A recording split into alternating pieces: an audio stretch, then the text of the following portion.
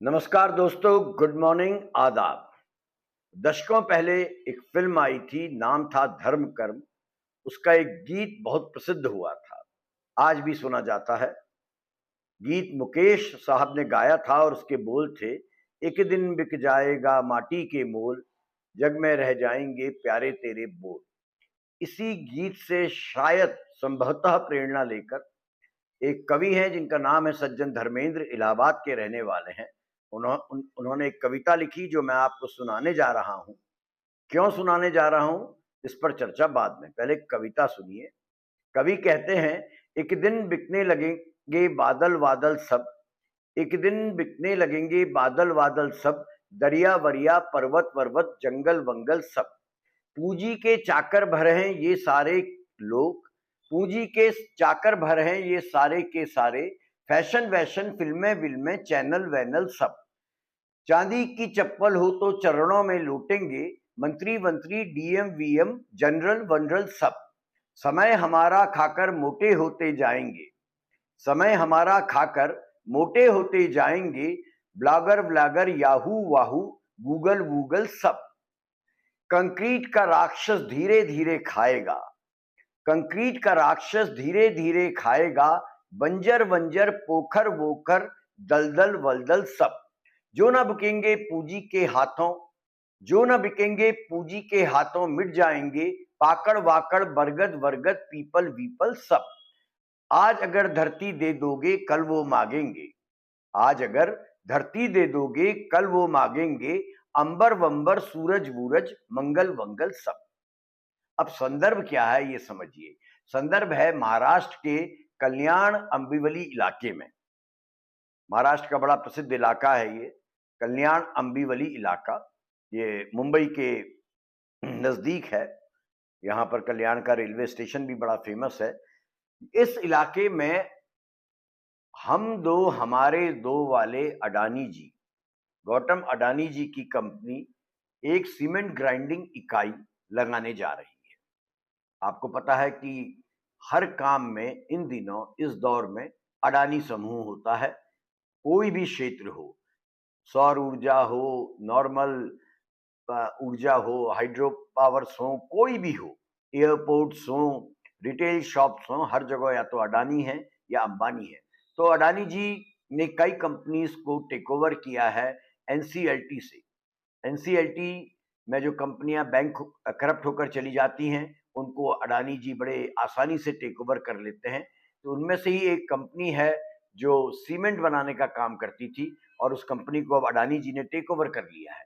ये company cement grinding इकाई कल्याण अंबावली इलाके में लगाने जा रही है, जिसका भारी विरोध शुरू हो गया है। इतना विरोध शुरू हुआ है कि स्थानीय लोग धरने पर हैं।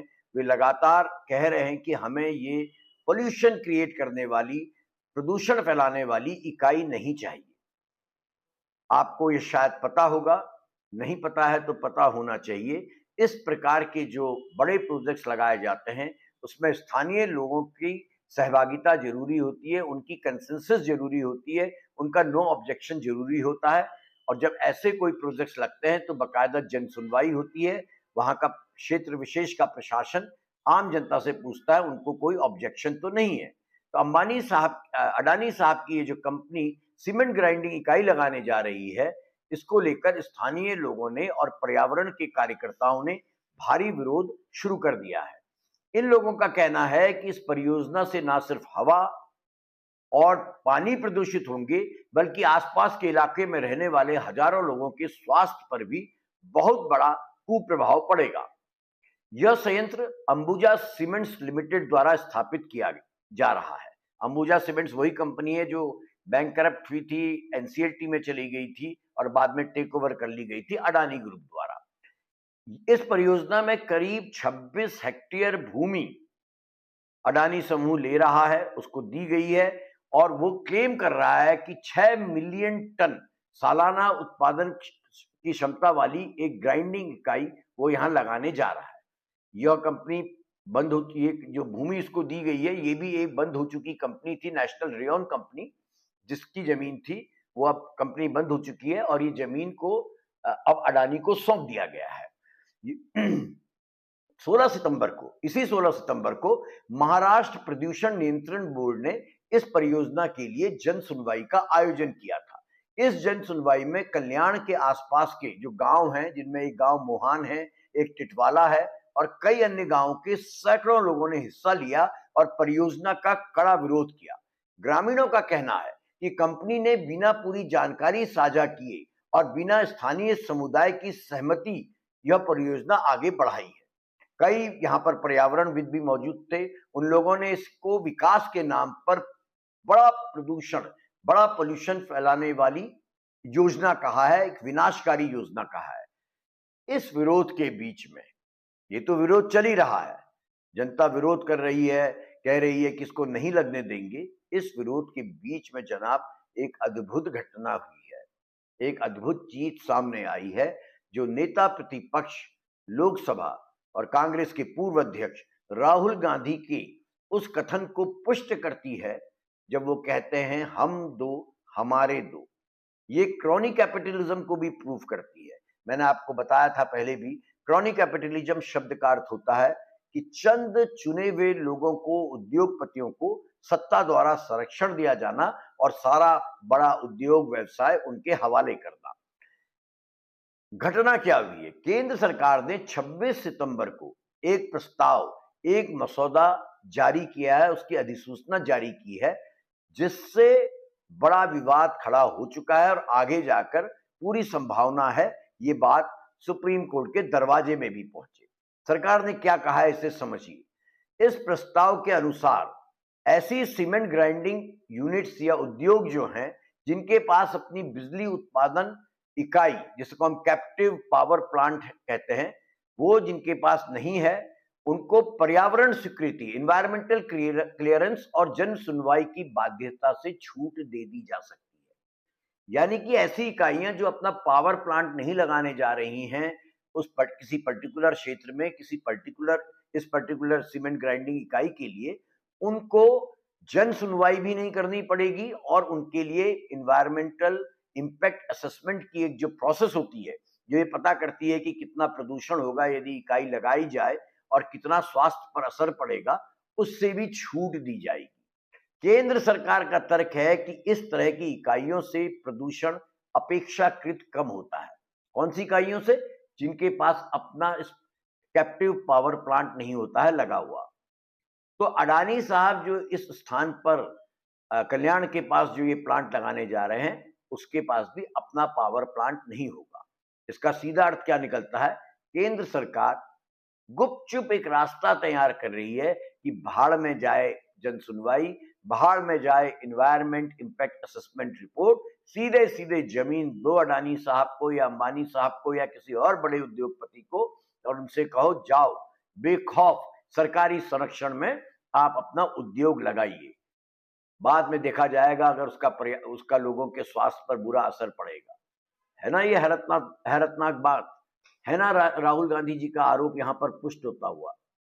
बहरहाल एनवायरमेंटल जो एक्टिविस्ट हैं, जो विशेषज्ञ हैं, वो इस कदम को औद्योगिक घरानों के हित में उठाया गया एक बेहद खतरनाक कदम बता रहे हैं।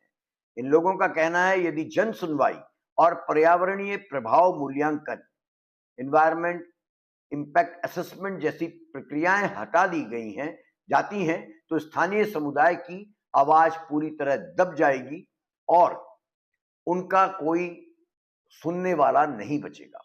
विशेषज्ञ यह भी कहते हैं कि जो सीमेंट ग्राइंडिंग इकाई, सीमेंट को ग्राइंड करने की जो यूनिट अडानी साहब लगाने जा रहे हैं कल्याण के पास, वो चाहे कितनी भी आधुनिक तकनीक क्यों ना लिए हो, कितने भी उसमें इन्वायरमेंट को कंट्रोल करने के लिए, पोल्यूशन को कंट्रोल करने के लिए मैकेनिज्म ना स्थापित किए जाएं, उसके बावजूद भी इससे जो धूल उठेगी, इससे जो शोर उठेगा, जो इससे केमिकल्स रिलीज होंगे, रसायन रिलीज होंगे, जो इसके अन्य अपशिष्ट होंगे, उनसे जल स्रोतों में प्रदूषण का भारी खतरा होगा और आसपास रहने वाले लोगों के स्वास्थ्य में बेहद खराब प्रभाव पड़ेगा। आपको पता होना चाहिए इस प्रकार की इकाइयां, स्टोन क्रशर्स इत्यादि, जिनसे भी धूल उठती है, वो आदमी के फेफड़ों पर बुरा प्रभाव डालते हैं और वो वहां की पूरी जो पॉपुलेशन होती है, उनको कैंसर जैसे असाध्य मारक रोग हो जाते हैं। बहरहाल, कल्याण की जो परियोजना है, इसकी जो इन्वायरमेंटल इम्पैक्ट रिपोर्ट बनाई गई है, असेसमेंट बनाया गया है, जिसको हम EIA कहते हैं, वो रिपोर्ट स्वयं कहती है कि संयंत्र संचालन के दौरान हवा में सूक्ष्म कण, जो पार्टिकल्स हैं, छोटे छोटे, जो धूल, जब ग्राइंडिंग होगी उससे जो छोटे छोटे कण निकलेंगे, सल्फर डाइऑक्साइड और नाइट्रोजन ऑक्साइड जैसे पॉल्यूशन पैदा करने वाले ये कण होंगे। इन कणों से, इन पार्टिकल्स से नाइट्रोजन ऑक्साइड और सल्फर डाइऑक्साइड जैसा खतरनाक पॉल्यूशन पैदा होगा। ये इसी प्रोजेक्ट की EIA रिपोर्ट बता रही है। रिपोर्ट यह भी बता रही है कि यह जो संयंत्र है, ये प्रतिदिन लगभग 6000 किलोलीटर पानी का उपयोग करेगा। अब पानी कहां से आएगा साहब? पानी आएगा संयंत्र के पास बहती नदी से, जो यहाँ पर 2 नदियां हैं, एक का नाम है उल्हास और दूसरे का नाम कालू नदी है। ये संयंत्र के पास से बहती हैं। इसीलिए अडानी साहब ने ये जमीन का चयन किया है। इसीलिए सरकार बहादुर ने उनको ये जमीन दी है कि भाई तेरे को साथ में हम पानी भी दे रहे हैं, नदियां दे रहे हैं, तेरे को दो। अब ये जो प्रदूषण पार्टिकल्स उठेंगे, ये इस नदी के जल को पूरी तरह खराब कर देंगे, ऐसा एनवायरमेंटल असेसमेंट रिपोर्ट में भी आशंका जाहिर की गई है। स्थानीय संगठन और नागरिक जो हैं, जो NGOs हैं, उन्होंने इसको पर्यावरणीय नियमों को कमजोर करने की कोशिश बताया है। एक वहां पर NGO है महाराष्ट्र में, जिसका नाम है वन शक्ति। इसने महाराष्ट्र प्रदूषण नियंत्रण बोर्ड को एक पत्र भेजा है कि इस उद्योग को अनुमति देना प्रत्येक नागरिक के स्वच्छ हवा और पानी के अधिकार का घनघोर उल्लंघन होगा। इस पूरे विवाद में, जैसा मैंने आपको बताया, सबसे ज्यादा, सबसे घातक क्रोनी कैपिटलिज्म का सबसे भयंकर उदाहरण है केंद्र सरकार का वो प्रस्ताव जिसे पर्यावरण मंत्रालय ने ईज ऑफ डूइंग बिजनेस, आराम से बिजनेस करने के नाम पर, व्यवसायिक सुगमता के नाम पर पेश किया है। मंत्रालय कह रहा है कि यह सुधार उद्योगों को तेजी से मंजूरी देने में मदद करेगा और कम जोखिम वाली इकाइयों को तुरंत लगा दिया जाएगा। लेकिन सच क्या है? सच यह है कि यह सुधार वास्तव में कॉरपोरेट को फायदा पहुंचाने के लिए है, उन्हें सुविधा देने का प्रयास है। एक नई नीति जो बनाई जा रही है वो सीधे सीधे कैपिटलिस्ट लोगों को, उद्योगपतियों को, पूंजीपतियों को फायदा पहुंचाएगी, आम इंसान को, स्थानीय प्रदूषण को, नदियों को, सबको भारी नुकसान पहुंचाएगी। अब इस मुद्दे को लेकर जैसा इस देश में होता आया है, विपक्ष जो होता है वो हमेशा सरकारी पक्ष की आलोचना करता है, तो कांग्रेस और अन्य दल हमलावर हो गए हैं। वामपंथी दल भी इसमें कूद पड़े हैं। वो कह रहे हैं कि ये जो नया प्रस्ताव लाया जा रहा है, जिसकी अधिसूचना जारी की गई है, वो केवल और केवल अडानी समूह को लाभ पहुंचाने के लिए किया जा रहा है, क्योंकि कल्याण परियोजना फिलहाल मंजूरी की प्रतीक्षा कर रही है और उसको मंजूरी इसलिए नहीं मिल रही है क्योंकि स्थानीय लोग जन सुनवाई के दौरान आक्रोशित होकर इस परियोजना को ना लगाए जाने की बात कह रहे हैं। और यहां पर आपको याद रखना होगा, अभी कुछ दिन पहले ही भारी विवाद और भारी चर्चा में आया था बिहार में जो इसी अडानी समूह को बहुत बड़ा भूभाग दिया गया है एक पावर प्रोजेक्ट लगाने के लिए। बिहार सरकार ने भागलपुर जिले में अडानी पावर को 1050 एकड़ जमीन मात्र 1 रुपया प्रति वर्ष की लीज में अलॉट कर दी है 33 वर्ष के लिए, और कहा वही जा रहा है कि बिहार का विकास होगा, बिहार को बिजली मिलेगी। इसलिए अडानी साहब दयालु आदमी हैं, उन्होंने कहा है चलो जमीन मुझे फ्री में दे दो, बाकी काम मैं कर लूंगा और बिहार को बीमारू राज्य के बजाय एक डेवलप्ड स्टेट बना दूंगा। इस जमीन पर, जो बिहार में जमीन आवंटित की गई है भागलपुर में, 2400 मेगावाट का कोयला आधारित पावर प्लांट लगाने की अडानी साहब की योजना है। इस योजना को लेकर भी भारी विवाद चल रहा है। साफ साफ कहा जा रहा है कि बिना किसी ट्रांसपेरेंसी के अडानी साहब को बिहार सरकार ने, सुशासन बाबू की सरकार ने, नीतीश कुमार जी की सरकार ने जमीन उठाकर दे दी है, और इसमें किसी भी रूप से ना तो स्थानीय लोगों से कंकरेंस ली गई है, उनकी राय मांगी गई, ना ही कोई पारदर्शी प्रक्रिया अपनाई है। कांग्रेस के पवन खेड़ा इस मुद्दे पर कह रहे हैं कि ये दिन दहाड़े लूट है, वो ये भी कह रहे हैं ये क्रॉनी कैपिटलिज्म है। बिहार के स्थानीय संगठन कह रहे हैं कि परियोजना का विरोध करने वाले किसानों को हिरासत में लिया जा रहा है, पंचायत प्रतिनिधियों को दबाव में डाला जा रहा है। कि वो विरोध ना करें, अन्यथा उनसे निपट लिया जाएगा। इन दोनों घटनाओं ने कल्याण में जो पावर प्लांट लगाने का प्रयास अडानी जी कर रहे हैं और जिसके लिए सरकार पूरे नियम बदलने की तैयारी कर रही है, और जो बिहार में 1050 एकड़ जमीन मात्र 1 रुपये प्रति वर्ष की लीज पर 33 वर्षों के लिए दे दी गई है, इसने एक नया राजनीतिक विमर्श खड़ा कर दिया है। ये बेहद गंभीर बात है, इसे समझिएगा। राहुल गांधी ने हाल ही में कहा था कि भारत में आज पूंजीवाद नहीं बल्कि मित्र पूंजीवाद, क्रॉनी कैपिटलिज्म चल रहा है, जिसमें नीतियां और निर्णय केवल स्पेसिफिक विशेष उद्योगपतियों को लाभ देने के लिए बनाई जा रही है।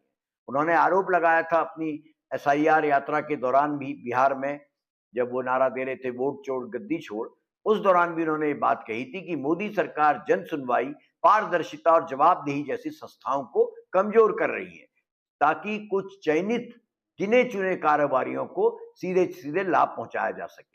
राहुल गांधी के इन आरोपों को कल्याण और बिहार की घटनाएं ठप्पा लगाती हैं, स्पष्ट इशारा करती हैं कि नेता प्रतिपक्ष जो आरोप लगा रहे हैं वो केवल आरोप लगाने भर के लिए नहीं है, बल्कि उनकी बातों में कहीं ना कहीं सच्चाई है। ये दोनों मामले, महाराष्ट्र और बिहार के मामले, यह भी दिखाते हैं कि पर्यावरणीय कानूनों और भूमि नीतियों को लेकर किए जा रहे बदलाव भी कितने बड़े सामाजिक और राजनीतिक निहितार्थ लिए हैं। एक और सरकार हमेशा की तरह इसे विकास का रास्ता बता रही है, तो दूसरी तरफ त्रस्त नागरिक समाज इसे जन विरोधी और कॉरपोरेट समर्थक नीति कह रहा है। अभी देखना दिलचस्प होगा कि क्या केंद्र सरकार इस भारी विरोध को देखते हुए ये जो नई अधिसूचना लेकर आई है, पर्यावरण नियमों में बदलाव कर रही है, इसमें आगे बढ़ती है या जनता और विपक्ष के दबाव में इसे वापस लेती है। लेकिन समझने का प्रयास कीजिएगा, यह तय है कि कल्याण से लेकर भागलपुर तक फैले ये विवाद इस बात का प्रतीक बन चुके हैं कि देश में विकास की दिशा किसके लिए तय हो रही है, जनता के लिए या चुने हुए उद्योगपतियों के लिए। धन्यवाद।